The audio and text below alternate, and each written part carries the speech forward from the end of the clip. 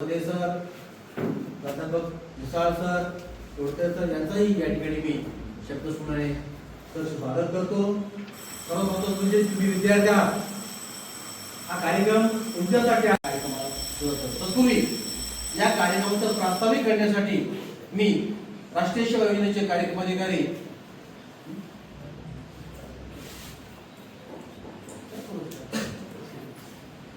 ठीक आहे कार्यक्रमाचा प्रास्ताविक मीच करतो. तर मित्रांनो, हा कार्यक्रम घेण्याचा उद्देश काय? आपलं महाविद्यालय प्रत्येक वर्षी फार मोठ्या प्रमाणात कार्यक्रम घेतो. हे कार्यक्रम केवळ विद्यार्थ्यांसाठी असतात. युवा दिन, आजचा युवक कसा असावा, या भारत देशाची निर्मिती हे युवकापासून होते. आपल्याला स्वामी विवेकानंद असतील, महात्मा गांधी असतील, डॉक्टर बाबासाहेब आंबेडकर, छत्रपती शिवाजी जन्मले, या महाराष्ट्रात जन्मले आणि त्यांच्या विचारानं प्रेरित होऊन आपण त्यांचे विचार आत्मसात करून आपण आपल्या आयुष्याची वाटचाल करत असतो. आता या ठिकाणी मी भाष्य देणार नाही, पण फक्त मी त्या वाटेने घेऊन चाललो, कारण का ती वाट दाखवणार मी आहे आणि वाट चढवून घेणारे आपले आजचे प्रभू पावले. त्यामुळे मी या प्रास्ताविकेमध्ये एवढंच म्हणेन की आज आपले जे पाहुणे आपल्याला मार्गदर्शन करणार आहेत, नक्कीच आपण या पाहुण्यांचे विचार आत्मसात कराल आणि त्या दिशेने आपली वाटचाल कराल. मी एवढंच या प्रास्ताविकेमध्ये बोलतो आणि थांबतो आणि लगेच मी डॉक्टर साहेबांना विनंती करेन की आपण आपल्या अनुभवाचं मार्गदर्शन या ठिकाणी करावं. आदरणीय व्यासपीठावर उपस्थित आपल्या महर्षी गुरुवर्य कागल शिंदे महाविद्यालयाचे प्राचार्य आणि मानेसर आणि उपस्थित सर्व प्राध्यापक वृंद, उपस्थित माझे उपजिल्हा रुग्णालयाचे डॉक्टर महेश वांबुरकर सर, त्यानंतर वैद्य सर, त्यानंतर उपस्थित सर्व या कॉलेजचे कर्मचारी वृंद आणि उपस्थित माझ्या सर्व युवा बंधू आणि भगिनी, आजचा जो आपला कार्यक्रम आहे तो म्हणजे राष्ट्रीय युवा दिन. या निमित्त आज आपण इथे जमलेलो आहोत. लक्षात घ्या की सर्वात महत्त्वाचं मी आधी सांगण्याचा प्रयत्न करतो की आपल्याला 12 जानेवारीला आपण जे आहे ते राष्ट्रीय युवा दिन म्हणून साजरा करतो आणि हे जे आता आपण 12 ऑगस्टला जे साजरा करतो तो म्हणजे आंतरराष्ट्रीय हा दिवस आपण 1984 पासून साजरा करत आहोत आपल्या देशामध्ये. आणि हेच युनोने म्हणजे यांनी ते आत्मसात केलं आणि त्यांनी जागतिक युवा दिवस साजरा करण्यासाठी इसवी सन 2000 पासून त्यांनी हे चालू केलेलं आहे. त्यांच्याचं कारण का यामध्ये विशेषतः आपण पाहतो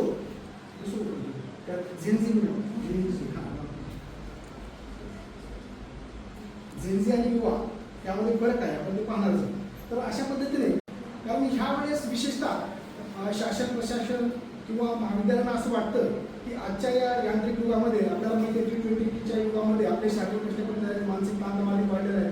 भारतीय संस्कृतीशी आपलं नातं केलं आणि सुसंस्कारित व्यक्तिमत्व करणं हे खूप गरजेचं आहे. कारण आजकाल आपल्याला डिग्र्या मिळतात, खूप मोठी पदवी घेतो, खूप मोठं आपल्याला पेमेंटच्या नोकऱ्या लागतात, खूप गाडी बंगला मोठं सगळं येतं, पण कुठेतरी स्वार्थ त्याच्याबरोबर येताना दिसत आहे भौतिक जगमाच्या युगामध्ये. कुठेतरी आपल्याला आत्मचिंतन केलं पाहिजे आणि त्याच्याबरोबर नैतिकता आणि आपल्याला माहिती आहे की रामायणामध्ये जेव्हा समुद्राचं उल्लंघन करायचं होतं आणि पुढे जायचं होतं आपल्या हनुमंताला श्रीलंकेला पाठवायचं होतं, तेव्हा त्याच्यामध्ये ताकद होती पण त्याला त्याची ताकद जाणून होती, पण ती जाणून जाणवताने करून दिली. तुझ्याकडे एवढी ताकद आहे की तू सहज समुद्र पार होऊ शकतो, लंकेकडे जाऊ शकतो आणि येऊ शकतो. तशा पद्धतीने त्याला एक आत्मजागृती, त्याला प्रेरणा, ऊर्जा, त्याला स्वस्वरूपाची जाणीव निर्माण करून दिली की तू कोण आहेस. तर तशा पद्धतीने आपल्याला ह्या दिवशी कुठे ना कुठं आपल्याला जाणीव निर्माण झाली पाहिजे की आपण हे आपल्या वैयक्तिकच आपल्यावर आपली जबाबदारी नाही, तर आपल्या कुटुंबाची आपल्याला जबाबदारी, पर्यायी समाजाची आणि पर्यायी देशाची. म्हणजे आपला जो युवा आहे तो युवाच्या उलटे जर बघितलं तर वायूला फार मोठी गती असते. त्या जर गतीला योग्य पद्धतीने जर आपण नियमित केलं तर त्याच्यापासून समाज वायूमुळे जी पवनचक्की चालते त्यातून इलेक्ट्रिसिटी निर्माण होते आणि ते समाज करण्याचं काम करते. आणि ते जर वापरला आले बाकीच्या गोष्टी आले तर ते संपूर्ण डिस्ट्रॉय होतात. तशा पद्धतीने आपल्याला विचार केला पाहिजे आणि आपल्या भारतीय संस्कृतीमध्येच एक ताकद आहे की आपण या पद्धतीने विचार करतो. म्हणजे कुठंतरी आपल्याला विचार केला पाहिजे पंख आणि विश्व कल्याणाची दृष्टी ही निर्माण झाली पाहिजे यासाठीच हे सगळ्या गोष्टी आहेत. तर अशा पद्धतीने ह्यामध्ये आपण बघतो की माणसाला शिक्षण हे कुठं ना कुठं डिग्री देते वगैरे बाकीच्या गोष्टी, पण जी काही मौलिक सिद्धांत आहेत, बेसिक प्रिन्सिपल्स आहेत ते आपण कधी विसरता कामा नये. कारण जगामध्ये आपण जरी त्या गोष्टी न विसरता त्याचे पाय आपल्याला तिथे घेऊन मग तुम्ही संपूर्ण विश्वामध्ये आपण भरारी घेतली तरी चालू शकतो. सर्व देशाला सुद्धा आपल्याला कुठं गाळबोट लागणार नाही यासाठी आपण यापुढे विचार करणार आहोत. नेक्स्ट तर त्यामुळेच आपण ह्या सगळ्या गोष्टी पाहतो. शिक्षण कौशल्य या गोष्टी पाहत असताना आपण पाहतो की त्यावर चारित्र्य आणि इतर गोष्टींचा देखील जर आपल्याला डेव्हलपमेंट करायचं असेल तर फक्त केवळ ते डेव्हलप घेऊन उपयोग होत नाही, तर काही गोष्टींचं आचरण हे फार महत्त्वाचं आहे. तर आपल्याला हे आता तुम्ही सांगितलं की आंतरराष्ट्रीय युवा दिवस आणि राष्ट्रीय युवा दिवस मध्ये काय फरक आहे त्या पद्धतीने मी खाली बोलतो म्हणजे आपल्याला पाहत नेक्स्ट आज आपल्या कॉलेजने घेतलेला आहे. तर ह्या सगळ्या मागचा उद्देशच आपण पाहत आहोत की आपल्या क्षमतेची जाणीव होणे, त्याबरोबर समाजातील विविध समस्यांची माहिती मिळवणे आणि त्या सोडवण्यासाठी त्यांच्या क्षेत्राला वाव देणारा एक महत्त्वाचा दिवस आहे. या दिवसाच्या निमित्ताने आपण सर्वांनी युवकांच्या विकासासाठी प्रयत्न करावे आणि त्यांना उज्ज्वल भविष्य घडवण्यासाठी आणि पर्यायी समाजाच्या आणि देशाच्या उज्ज्वल भविष्यासाठी आपण कार्यरत होणार आहोत. तर त्यामुळेच आपल्याला ह्या सगळ्या गोष्टी तर आपल्याला माहिती आहे की आजच्या या झिंजीच्या युगामध्ये की 1980 ते 1996 मध्ये जे लोक जन्मलेले आहेत तर त्यांना आपण ZY म्हणतो आणि त्याच्या आधीचे जन्मलेले आहेत समजा आम्ही झेडमध्ये पण येत नाही 30 ते 45 वर्ष वय माझा आपले समजा तुम्ही ZX मध्ये अशा पद्धतीने आणि झेडमध्ये 1997 ते 2012 इथेपर्यंत जे आहे तर त्याचं वय आपलं 14 ते 30 वयोगटामध्ये आहे तर ते झेडसी मध्ये येतात. आणि त्यानंतर झेड अल्फामध्ये 2013 ते 24 मध्ये जे जन्मलेले आहेत जे 2 ते 13 वर्षाचे आहेत त्यांना झेड अल्फा आणि बीटा म्हणजे आपल्या 2025 मध्ये त्यांचा जन्म झाला. तर ते आता टेक्नॉलॉजीशी खूप वेगळ्या प्रकारे चालते. तर त्यामुळे हे जे बेसिक आहे हे जे युवा आहे त्या युवामध्ये आपण झेडसी म्हणू शकत नाही. युवा असा व्यक्तिमत्व आहे की जो ज्याच्यामध्ये कार्यक्षमता आहे, ज्याच्यामध्ये स्वतःबरोबर समाज इतर गोष्टीला विकसनशीलसाठी जो लढतो आहे झगडतो आहे तर त्या सगळ्या गोष्टीमध्ये युवा हा शब्द बोलतो. त्याच्यामध्ये 50 वर्ष 60 वर्ष सुद्धा येऊ शकतात. त्यामुळे युवाचा अर्थ वेगळा होतो की जो स्वतःसाठी समाजासाठी देशासाठी कार्य करतो. पण विशेषत्वाने आपण 31 वर्ष वयापर्यंत आपले विचार केला. तर ह्यामध्ये बघा की आपल्याला आपल्या भारतीय संस्कृतीने सुद्धा बाल शिक्षणाची म्हणजे बाल किशोर प्रौढ अशा अवस्थामध्ये वर्णन केलेलं आहे. ते वेगवेगळ्या समस्या असतात की त्यांच्या बॉडीमध्ये हॉर्मोनचे चेंजेस होत असतात आणि 12 ते 19 वर्ष वयामध्ये बऱ्याच मोठी चेंजेस होत असल्यामुळं विशेषतः आमचे अमृतकर सर जे आहेत तर ते एक कुठलं क्लिनिक म्हणून असेल का मैत्री क्लिनिक चालवतात. तर त्यामुळे आपल्याला काही जर समस्या असतील मुलांना मुलींना वगैरे बाकीच्या या प्रौढ वयामध्ये जे काही आपल्या हॉर्मोन चेंजेस होईल बऱ्याच गोष्टी आपल्याला ते कुतूहल असतं आणि इंटरनेटद्वारे किंवा मित्रमैत्रिणीद्वारे चुकीची माहिती मिळू शकते. तर अशावर तिथे जाऊन जर आपण चर्चा केली तर आपली माहिती गोपनीय ठेवली जाते आणि आपल्याला योग्य तो पद्धतीने सल्ला दिला जातो. तर त्या पद्धतीने पुढे मग किशोर प्रौढ अवस्था आणि बाकीचे आणि ह्यामध्ये परत आपण आपल्या आश्रमाचा विचार केला तर ब्रह्मचर्य आश्रम, गृहस्थ आश्रम, वानप्रस्थ आश्रम आणि संन्यास आश्रम ह्यामध्ये हे 4 आश्रम जर आपल्या आयुष्याचे 100 वर्ष जर केले त्यातले 25 वर्ष पहिला आश्रम, 25 वर्ष दुसरा, तिसरा अशा पद्धतीने. पण गृहस्थ आश्रमामध्ये जर आपण विचार केला ब्रह्मचर्य आश्रमामध्ये त्यावेळेस आपण पूर्णपणे फोकस स्टडी करून आपण एक समाजोपयोगी जे काही कलात्मक कौशल्य आपल्यामध्ये निर्माण करतो त्यामध्ये आपलं आरोग्य जतन करतो.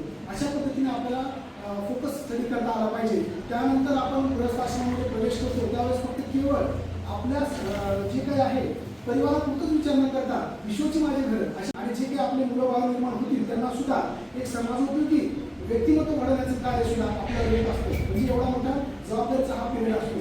त्यानंतर जे आपल्याला सांगितलं वानप्रस्थ आश्रमामध्ये आपले मुलाबाळांचं त्यावेळेस ते ब्रह्मचर्य आश्रमातून गृहस्थ आश्रमातून प्रवेश त्यांनी केलेला असतो तेव्हा आपण वानप्रस्थ आश्रमामध्ये आपल्या घराबरोबर इतरही ठिकाणी कौशल्य आहे जे काही त्यातून प्रॉपर्टी किंवा इतर मालमत्ता मिळेल त्याचा वापर समाजातील दुर्बल घटकासाठी मी कसा करू आणि समाजाला डेव्हलप करणे पर्यायाने आपल्या देशाला कशा पद्धतीने आपण प्रगतीपथातून याचा विचार केला पाहिजे. आणि संन्यास आश्रमामध्ये आपण पाहतो की आपण रिटायरमेंट घेतो तशा पद्धतीने 75 वर्षाच्या पुढे थोडंसं आपण सगळ्या मोहमायातून बाजूला पडून आपण कुठेतरी अंतर्मुख होऊन आपण या लोभातून परोपकार करत आपण जगलं पाहिजे अशा पद्धतीनं त्यामध्ये सांगितले.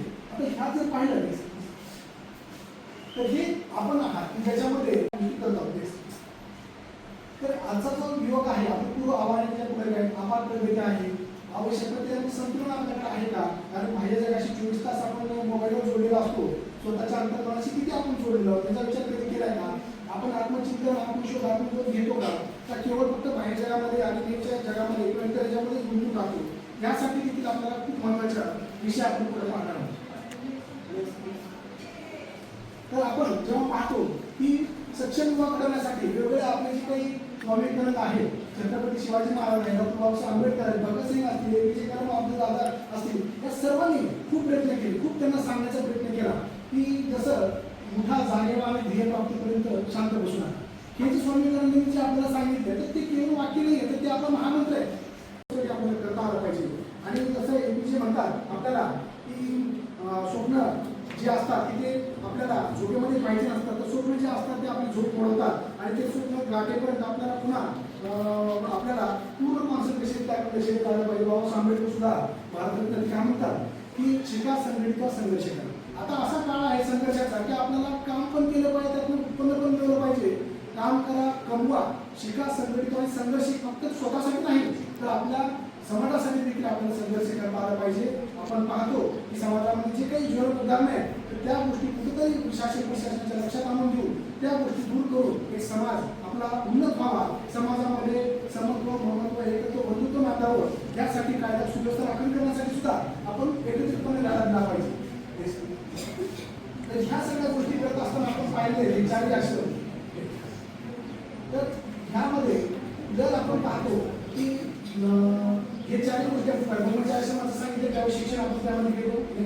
त्यानंतर गृहस्थाश्रमामध्ये सांगितलं कशा प्रकारे आपण जबाबदारी कमाई बाकी सगळ्या गोष्टींचा विचार करतो. त्याच्यानंतर वानप्रस्थ आश्रमामध्ये आपण पाहिले की आपल्याला अंतर्मुख आपला अनुभव समाजोपयोगी कार्य मार्गदर्शन आणि मी समाजाला काहीतरी हा प्रश्न विचारतो त्यासाठी विचार आपण केला पाहिजे. येस. त्यानंतर संन्यासाश्रमामध्ये आपल्याला माहिती आहे की आसक्तीपासून आपण दूर सारलं पाहिजे आणि यथाशक्ती प्लस न्यायाने आपण कार्य केलं पाहिजे. येस. तर ह्या पद्धतीचा युवक आपल्याला आज आपल्याला घडवता आला पाहिजे. तर म्हणून मी आता मी तुम्हाला सांगितलं कशा पद्धतीने छत्रपती शिवरायांनी सुद्धा स्वराज्याचे जे काही आपलं ध्येय आहे त्यासाठी आपण सतत धडपडलं पाहिजे, त्या दृष्टीने आपण कार्य केलं पाहिजे समाजामध्ये. तर त्यानंतर आपल्याला जेनजीला अंतर्गत करणारी भारतीय जीवनदृष्टी आणि राष्ट्रशक्ती ह्या गोष्टींचा यामध्ये विचार होतो. आता लक्षात घ्या की ह्यामध्ये की सर्व धर्म समभाव असा विचार केला असता प्रत्येकाने आपापल्या धर्मग्रंथांचा आपापल्या धर्मातील जे काही व्यक्ती असतील, जे महापुरुष असतील, त्यांनी कुठल्या जाती धर्मपंथासाठी विचार नाही केला, त्यांनी मानवतेसाठी विचार करून त्यांनी संदेश दिले. तर त्या संदेशांचा विचार करा आणि स्वतःला आत्मचिंतन आत्मशोध घ्या की बाबा मी कोण आहे, मी कशासाठी माझा जन्म झालेला आहे, या पृथ्वीच्या रंगमंचावर माझा पार्ट काय आहे, मी स्वतःसाठी, माझ्या कुटुंबासाठी, समाजासाठी, या देशासाठी वेगळं काही करू शकतो का, त्यासाठी मी स्वतःला माझ्या विचारसरणीनुसार कसा उपयोगी करू शकतो.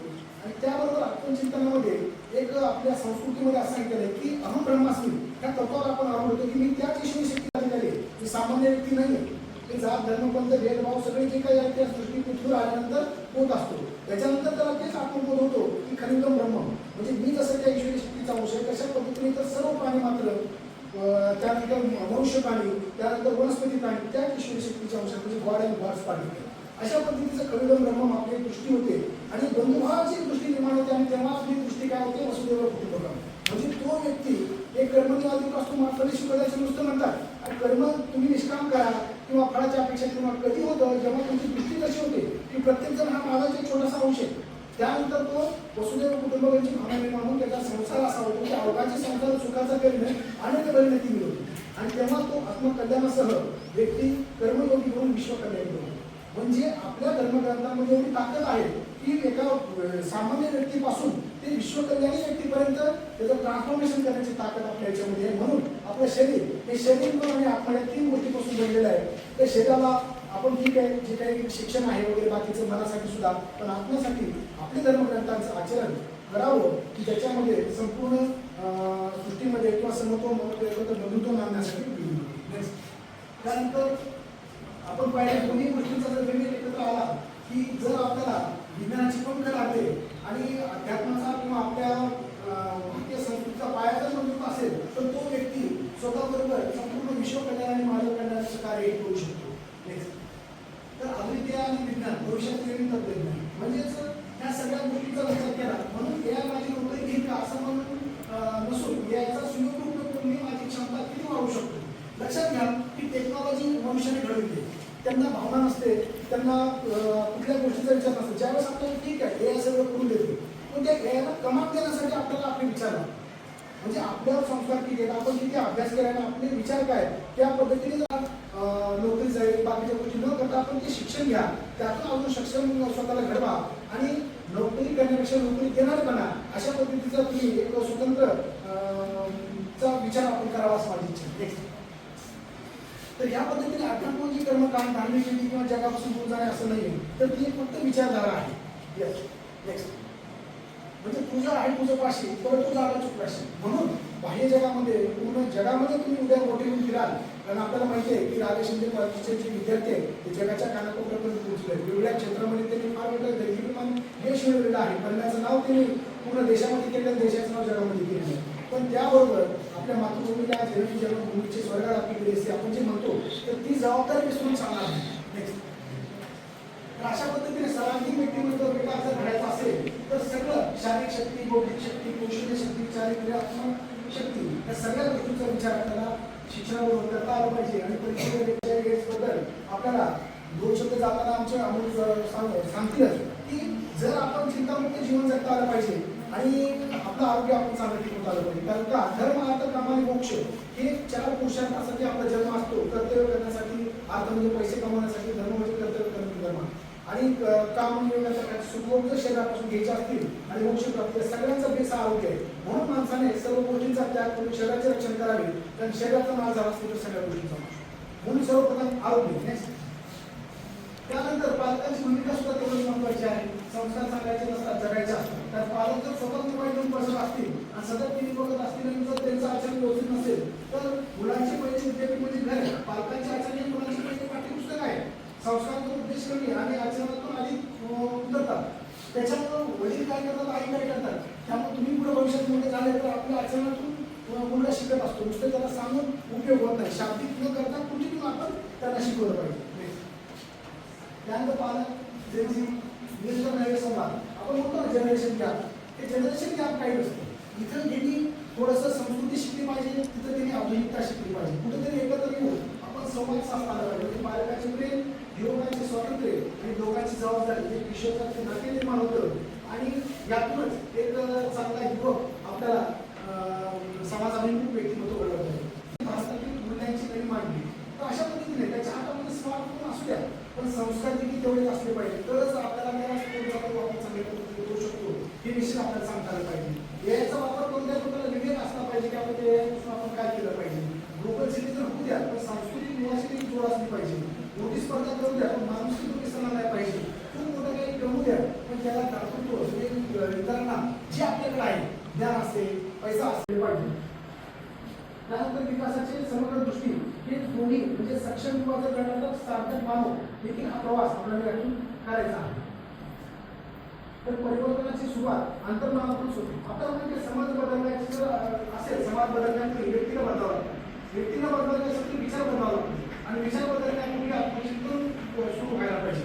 म्हणजे लक्षात घ्या आज एवढं मोठं कॉलेज भव्य दिवस झालेलं आहे ते एकदमच झालेलं आहे का की कोणाच्या तरी मनामध्ये विचार आले होते की आज आपल्याला अशा प्रकारचे इथं शाळा कॉलेज काढणं गरजेचं आहे. त्या ग्रामीण भागामध्ये विद्यार्थ्यांवर संस्कारित व्यक्तिमत्व निर्माण व्हावं आणि इथल्या विद्यार्थ्यांना बाहेर कुठं जाऊन शिक्षणाची आवाज न करता इथं त्यांना कसे देता येईल अशा प्रकारचे विचार आले. त्यानंतर ते कागदावर आले त्यानंतर ते हळूहळू तिचं रोपटं लावलं आणि ह्या सर्व जे काही कर्तव्यदक्ष किंवा जबाबदार व्यक्तिमत्व आपल्या समोर इथे बसले आहेत या सगळ्यांच्या परिश्रमातून आज एवढा मोठा गोटदक्ष आज इथं निर्माण झालेला आपण पाहतो आहोत आणि त्याचे पुढे आपण सगळेजण चाकतो आहोत. तर त्यामुळे हे मनावर आपण सगळ्या विचार केला म्हणून आत्मचिंतन ही काळाची गरज आहे. म्हणून हे लक्षात घ्या की जेन्झी ह्यासाठी अष्टांग योग हे देखील खूप महत्वाचं आहे. योगाचे देखील आपण विचार केला पाहिजे. कारण माहिती ह्याच्यावर बोलायचं म्हणजे तास आहे पण एकाच मिनिटामध्ये मी संपवतो. यमामध्ये अहिंसा सत्य असते ब्रह्मचे परिग्रह म्हणजे आपण समाजाशी कसं वागावं, अहिंसेने वागा सत्याने वागा बाकीचे. नियमामध्ये स्वच्छ संतोष स्वाध्याय ईश्वर परिधान म्हणजे स्वतः कशा पद्धतीने डेव्हलप व्हायचे आणि या नियम आसनामध्ये शरीर चांगलं करण्यासाठी वेगळे आसन करायचे. पण पहिल्या 2 पायऱ्या जर बघितलं तर ती व्यक्तिमत्व विकास घडण्यासाठी म्हणजे सर्व सेल्फ. सुरुवातीला आपली संस्कृती सांगते की समाजाशी इतरांशी कसं वागावं, नंतर मग वैयक्तिकता येते. पहिल्यांदा नैतिकता पुन्हा वैयक्तिकता म्हणजे सर्व्हिस बिफोर सेल्फ ही आपली संस्कृती सांगते. आणि ह्यातच एखादं घेऊन आपण वेगवेगळे त्यामध्ये केले त्यामध्ये मग प्राणायाम प्रत्याहार, यामध्ये प्राणायामध्ये आपण श्वासावर मनाला कंट्रोल करतो.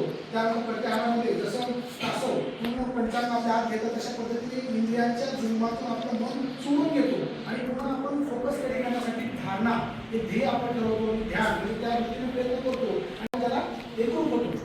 अशा पद्धतीचे प्रॅक्टिकल विचार आपण अष्टांग योगामध्ये करायला पाहिजे. बाह्य जगापासून ते आतमध्ये आंतरिकपासून ते परमात्म्याकडे पोहोचण्याचं हे जे ट्रान्सफॉर्मेशन आहे त्यामध्ये आपल्याला आत्मचिंतन, आत्मशोध, आत्मबोध, आत्मकल्याण आणि विश्वकल्याण ट्रान्सफॉर्मेशन त्यामध्ये होतं. म्हणून हे करत करत आपण कुठल्या मोठ्या ठिकाणी असं होऊ शकतो या पद्धतीने. आणि म्हणून तर अशा पद्धतीने आपण हा प्रवास अत्यंत महत्त्वाचा आहे. आणि भविष्यात किती जबाबदार मानव करण्यासाठी हे समीकरण अत्यंत महत्त्वाचं आहे. ते मानव कल्याण आणि विश्वशांतीकडे वाटचाल जर करायचं असेल तर आपले युवकाच्या अंतर्मनाची शांतता, कुटुंबात शांतता व मूल्य, समाजात विश्वास, न्याय, संस्कृत बंधुता आणि राष्ट्र अधिक सक्षम पुन्हा अधिकार पद मिळाला होता. पण तरी सुद्धा त्यांनी जबाबदारीसाठी ते पद सोडून कुणाची कर्तव्य आहे ते त्यांनी घेतलं आणि पूर्ण त्यांना वनवास भोगावा लागला. त्यानंतर बरं त्यांना आयतं भावाचं पद मिळालं होतं पण तरी सुद्धा त्यांनी पादुका ठेवून त्याच्या पद्धतीचा कुठल्याही प्रकारचं दरवाढ त्यामध्ये पाहिजे नाही. लक्ष्मणाला स्वातंत्र्य होतं, अहंवाला देखील सुद्धा शक्ती होती पण त्याचा गैरवापर त्यांनी कधी केला नाही. ह्या सुद्धा नैतिकता आपल्याकडे असं गरजेचं आहे. हे आजच्या युवांना खूप महत्त्वाचं आहे आणि त्यामुळेच आपण विज्ञानाचे पंख जरी घेतले तरी आपले जे मुलं आहेत ते संस्कारांचे असले पाहिजे. तर ह्या पद्धतीने जे जे बुक्स झाली देशहित, संविधानिकता आणि आंदोलनाची विरुद्ध सोड म्हणजे मला एक विचारायचं की आंदोलन आपण करू शकतो नाही म्हणत नाही. आपण परवा पाहतो सगळ्या गोष्टी केल्या चांगल्या गोष्टीसाठी जे काही समाजामध्ये बेरोजगारी वाढते, सायबर गुन्हे आहेत, परीक्षेची पारदर्शकता आहे किंवा पर्यावरणासाठी असेल, आरोग्यासाठी असेल, भ्रष्टाचार चाललेला असेल, जे काही संविधानाची मूल्य पायदळी तुडवले जात आहेत त्यासाठी बिंदास काय.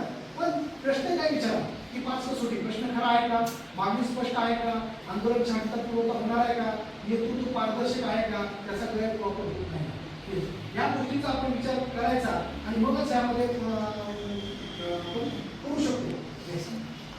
म्हणजे आंदोलन आपले आणि विवेकाचे नियंत्रण जर असेल तरच त्याला योग्य आपल्याला विचारसरणी करता येईल. तर आंदोलन किंवा सरकार विरोधी नसावे, ते समस्या विरोधी असावे असे बाबासाहेब आंबेडकरांचे विशेषतः डिजिटल युगात आंदोलन मिसफॉर्च्यून, डीप फेक, अफवा, भडकाऊ भाषणे, चुकीची व्हिडिओ प्रोव्हाइड करू शकतात. त्यामुळे फॉरवर्ड करण्यापूर्वी आपण प्रत्येक जे काही नेटवर येतं ते सत्यच असतं असं नाही आहे. ते आपल्या विवेकाच्या कसोटीवर ते हे घेतलं पाहिजे आणि मग त्याला कुठे सोशल मीडियावर टाकायचं का नाही ही पण एक जबाबदारी आपल्याला असते की ज्याच्यामुळे समाजातील अस्थिरता निर्माण होऊ नये. भावना व्यक्त करण्यापूर्वी फॅक्ट तपासा, आरोप करण्यापूर्वी पुरावा तपासा, ज्ञानप्राप्ती आपण शिकून घ्या आणि अन्याय विरोधात नक्की उभे राहा. तर ह्या पद्धतीने तर ही समस्या, पुरावा, जागरूकता ह्या सगळ्या गोष्टी आपण बघितलं. पण आधुनिक तंत्रज्ञान डिजिटल जबाबदारीने समाजातून स्पष्ट मागणीतून आणि पाठपुरावा करून आपल्याला हे करता आलं पाहिजे. तर अशा पद्धतीने की आपल्या महापुरुषांनी या सगळ्या गोष्टी आपल्याला समोर ठेवलं आणि तेव्हा कुठं आपल्या समाजामध्ये परिवर्तन त्यांनी घडून आणलं. तर आपल्याला जवानी नाम है तूफानों से आखिर लाने का, जवानी नाम है तूफानों से आखिर लाने का, जो वक्त से घड न सके तो इतिहास क्या बनाए. त्याच्यामुळे संघर्षयुक्त तुम्ही जीवन जगा हे नक्कीच आहे. त्यातूनच आपल्याला वेगळ्या प्रकारचे सामर्थ्य निर्माण होतं. तर अशा पद्धतीने आणि हे त्यामध्ये आपल्याला जसं शरीर म्हणजे आपल्या शरीराचा जर विचार केला तर परोपकार मिळवून शरीर, विश्वचिंतनार्थ निडम म्हणा, विवेकार्थ निडम बुद्धी, ज्ञानार्थ निडम जीवन म्हणजे जीवनाचं अंतिम ध्येय ज्ञान प्राप्ती आहे. पैसा किंवा इतर सत्ता हे एक जीवन जगण्याचे साधन आहे. हे कायम लक्षात ठेवा. परोपकार हा फार महत्त्वाचा आहे आणि आयुष्यामध्ये आपल्या स्वतःबरोबर इतरांची जबाबदारी आपण घेणार नाही. तर आपल्याला उत्तम शिक्षण असणंही व्यक्तिमत्व अपूर्ण राहतं का.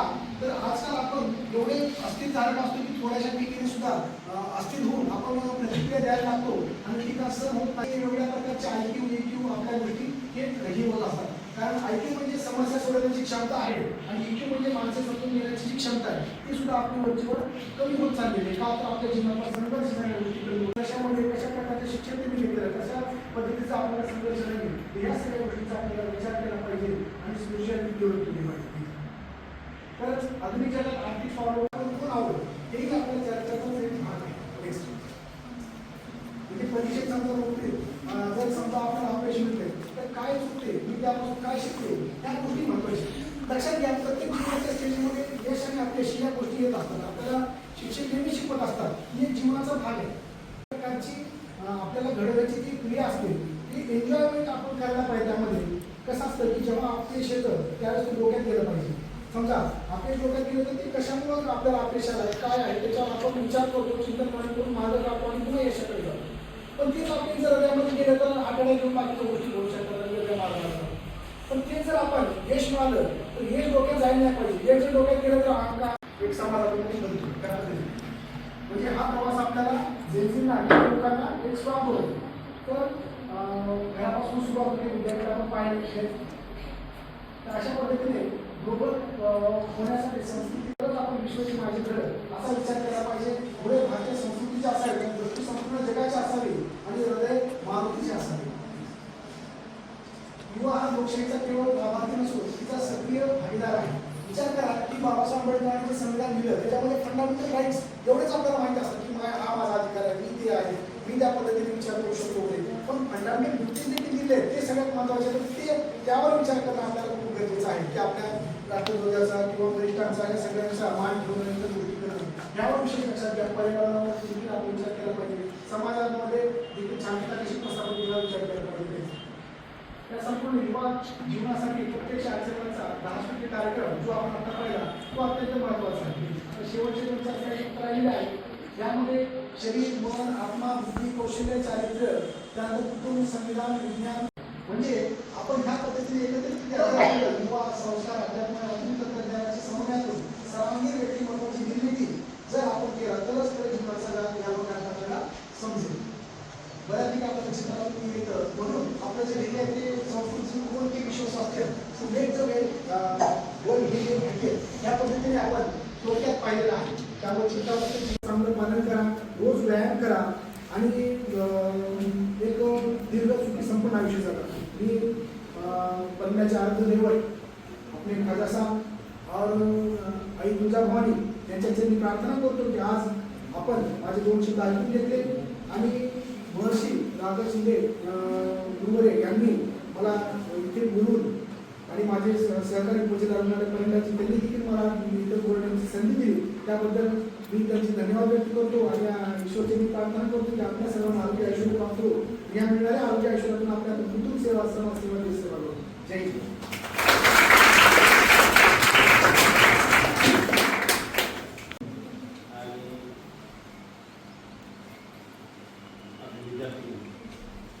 आज आपण जो कार्यक्रम घेतला जागतिक युवा दिनानिमित्तचा तो सरांनी तुम्हाला सर्व सांगितलं. म्हणजे तुम्हाला अक्षराचं सांगितलं, विनोदाचं सांगितलं, ज्ञानाचं सांगितलं, संस्काराचं सांगितलं, माझ्या आयुष्याचं सांगितलं. त्या सगळ्या गोष्टी ज्यावेळेस आपण समाजात वावरत असतो, या समाजात वावरताना अनेक समस्या येतात. त्यातल्या 3 समस्या म्हणजे एक तर आर्थिक भीती, आपली शारीरिक भीती आणि सामाजिक. त्या 3 ज्या समस्या असतात त्या आयुष्यात आपल्याला सगळ्यांना फेस करावं. आता आर्थिक बद्दल मी काय बोलू शकत नाही. सामाजिक तुम्ही वावरतात समाजात आणि समाजात वावरताना तुम्हाला फेस पण करावं लागतं. कोण काय बोलतं, आपल्याला आपल्याबद्दलचं काही वेगळं त्याचा विचार असतात. ह्या सगळ्यांना ज्यावेळेस फेस करत असतो त्याच्यामुळे मानसिक पेशंट म्हणजे जातो, म्हणजे आपल्या शरीरावर परिणाम होतो. आणि या शरीरावर परिणाम झाल्यानंतर युवक म्हणून ज्यावेळेस आपण वावरत असतो समाजात आणि युवकांचे जे प्रश्न असतात ते प्रश्न वेळोवेळी आपण कुठल्या ना कुठल्या माध्यमातून मांडत असतो. आता मी जर बोलायचं झालं तर आरोग्याविषयी बोलायचं म्हणजे माझा जो सब्जेक्ट आहे तो एच डिपार्टमेंट आहे माझा. त्याच्या वेळेस डिपार्टमेंटमध्ये आता सगळ्या युवकांना माहिती आहे की HIV पसरण्याचे किंवा होण्याचे 4 मुख्य कारण आहेत. ती 4 कारण मी सांगत नाही तुम्हाला. पण ज्यावेळेस आपण समाजात वावरत असतो आपल्याला अनेक गोष्टींचं म्हणजे एक सांगायचं झालं तर आमिष निर्माण होत असतं. कुठल्या असू द्या, शारीरिक म्हणजे असू द्या, आर्थिक असू द्या किंवा कुठल्याही इतर मानसिक असू द्या. ते आम्ही ज्यावेळेस तयार होत असतो त्यावेळेस आपण वेगळ्या मार्गाने जाण्याचा प्रयत्न करतो ते मिळवण्यासाठी. आता शारीरिक म्हणलं याच्या एड्स होण्याचे कारण 4 कारणं जरी असतील तर ते 4 कारणं ही महत्त्वाची तर आहेतच. त्याबद्दल आपण त्या युवकांना का सांगतो की हेच वय आहे की या वयात आपला पाय आपण सांगतो ना पाय वाकडा पडला आज ज्यावेळेस पाय वाकडा पडला 7,000 विद्यार्थी पॉझिटिव्ह जर तिथे निघत असतील तर ते राज्य किती खाली जाईल आणि कशामुळे झालं असेल. अर्थात ते मोठे 7,000 विद्यार्थी म्हणजे त्यांनी 2004 पासूनचे 2028 आता 26 पर्यंत डाटा त्यांनी मागवला आणि ज्यावेळेस तो 18 वर्षाचा होता तो आता ह्या 35 वर्षाचा 40 वर्षाचा म्हणून तो पण त्यांचं म्हणजे तथ्य होतं की काही विद्यार्थ्यांनी वान मार्गाला गेले त्याला व्यसन जडलं होतं आणि त्या व्यसनाच्या आधारे जाऊन त्यांनी वेगवेगळे आक्षेपाचे गुन्हे केले कुठेही जाणं आपल्याला वेशागमन करणं ह्या गोष्टी झाल्या होत्या म्हणून त्याच्यात तथ्य होतं. पण आता का सांगायची गरज पडते की आता जेएनजी आता सरांनी जसं सांगितलं जेएनजीचा अर्थ सांगितलं मला. जेएनजी म्हणजे स्वतःच विचार प्रगट करायचे आणि दुसऱ्याला अविचाराने उत्तर द्यायचं असं जर विचार केला तर. नाहीतर वैचारिक भूमिका ही जेएनजीची खूप चांगली की त्यांनी आता सगळीकडेच आता उद्रेक होणार इथून पुढे जेएनजी म्हणजे प्रत्येक जण आपल्याला संस्कार होणार आपल्या आई वडिलांनी आपला संस्कार देऊन गप्प पण आता बोलण्याची क्षमता प्रत्येकात निर्माण झाली. हे तुमच्यात असू द्या किंवा इथून पुढच्या विद्यार्थ्यात असू द्या आता प्रत्येक विद्यार्थी बोलणार आहे. त्याचं कारण असं की तुमच्यातही आता कर्तृत्व संपलेला आहे. तुम्ही आता कुठलाही निर्णय धाडशी घेऊ शकता. तुम्हाला आता विचारायची गरज पडणार नाही पण तो विचार चांगला असावा कुठल्याही आजाराला बळी पडणार नसावा तुमची मानसिकता चांगली राहावी तुम्ही दुसऱ्यांना जे देत आहे ते आपल्याला पण त्रास होणार आहे ही भूमिका असावी. त्याच्यानंतर आपण जे किंवा हे बिटा सगळे येणार आहे. सांगण्याचा उद्देश एकच आहे की मी ज्या डिपार्टमेंटमध्ये काम करतोय त्याच्या डिपार्टमेंट आहे त्याच्यामध्ये मी काम करतोय माझ्याकडे विद्यार्थी पण आहेत पॉझिटिव्ह आहेत. आज विद्यार्थी पॉझिटिव्ह आहेत. काही विद्यार्थ्यांचे मी लग्न पण लावलेले लग्न झालेले त्यांचे व्यवस्थित राहिले आणि ही शासनाची भूमिका ही लिखित स्वरूपात नाही. तुम्हाला हे आम्ही ओरली का सांगतो की तुम्ही तुमचं आरोग्य लग्न होणार आणि लग्नानंतर तुम्ही वेगवेगळ्या आजाराला बळी पूर्ण पुढे चालतो. कारण आता तर होणारच आहे मानसिक आजार हा वाढणार आहे. कारण मोबाईलमुळे खूप परिणाम झाले. मी म्हणत नाही की तुम्ही मोबाईल वापरू नका किंवा मी वापरतो म्हणून मी वापरतो आणि तुम्हाला सांगते नका वापरू असं पण नाही. तर तुम्ही विचार करा त्या गोष्टींचा विचार तुम्हाला प्रत्येक गोष्ट कॉन्फिडेन्शियल पाहिजे. तुमची कुठलीही गोष्ट म्हणजे याच्या विभागात जरी तुम्हाला एखादा माहीत नसेल तुम्हाला शहरी असेल कारण काय होतं की आपण टीव्हीचा आजार टीव्हीच्या विषयी सगळ्याच्या शरीरात प्रमाणात असतो. टीव्ही झाल्यानंतर तो शिंकल्यानंतर आपण म्हणतो का लगेच टीव्ही आपण बाजूला सरतो असं होत नाही. आपण टीव्हीला प्रत्येकाला खोकला शिंका येतात म्हणजे काय टीव्ही नसतो. याच्याविषयी यायचं तसं नाही. याच्यावेळेला प्रमुख ते 4 कारणं आहेत. तुम्हालाही ते सांगायची गरज नाही ना पण ते 4 कारणं आहेत. त्या 4 कारणांच्या व्यतिरिक्त होत नाही याच्यावेळी. त्याच्या पुढे जाऊन तुम्हाला जर माहिती घ्यायची असेल तर तुम्ही कधीही रूम नंबर 10 येऊ शकता. तुमच्या मनातल्या शंका काढू शकता. हे पूर्ण तपासणी जरी केली तरी हा रूम मी राहणार आहे. पूर्ण म्हणजे 1-to-1 काउन्सिलिंग होईल. तुम्हाला काही वाटलं तर तुम्ही शकता करू शकता. आता मास ऍक्टिव्हिटी म्हणून कॉलेजचा कार्यक्रम चालू होणार होता. प्रत्येक विद्यार्थ्याला मोबिलायझेशन एड्स सुरक्षा म्हणून कार्यक्रम चालू होणार. प्रत्येक विद्यार्थ्याला त्याच्यामध्ये गायडन्स करणार आहोत. सगळं काय सांगणार नाही पण तुमचे प्रश्न आम्ही समजून घेण्याचा प्रयत्न करणार आहोत. तर तुम्हाला जरी काही वाटलं याच्याबद्दल तुमचं असू किंवा इतर आलं असेल मी कधीही तुमच्यासाठी तत्पर आहे. सर माहिती सगळी आहे तुम्हाला जरी काही वाटलं आरोग्याविषयी माझा विषय सोडून द्या याच्या वेळेचा विषय सोडून द्या. तुमचे जरी सायकोलॉजिकल प्रॉब्लेम असतील फिजिकल प्रॉब्लेम असतील किंवा मेंटली काहीतरी असेल तर तुम्ही डायरेक्टली मला संपर्क करू शकता. तुम्हाला मध्ये उपलब्ध आहे आणि आज जे तुम्ही मला वेळ दिला सरांनी मला तो वेळ दिला 5-10 मिनिटाचा बोलण्यासाठी ते मी खूप खूप तुमचा आभार व्यक्त करतो आणि रजा घेतो.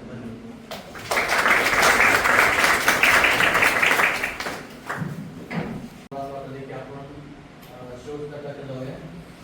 मी आजच्या कार्यक्रमाचे अध्यक्ष आपल्या महाविद्यालयाचे प्राचार्य डॉक्टर वाणे सर यांच्या वतीनं अध्यक्षीय समारोह संपन्न असा वेळ धरून शेवट टप्पा आभार प्रदर्शनचा मी या ठिकाणी या कार्यक्रमाचा आभार व्यक्त करत उभा आहे. आजच्या या कार्यक्रमासाठी आवर्जून उपस्थित असलेले आजच्या कार्यक्रमाचे प्रमुख पाहुणे सन्माननीय डॉक्टर आनंद मोरे साहेब या ठिकाणी उपस्थित झाले.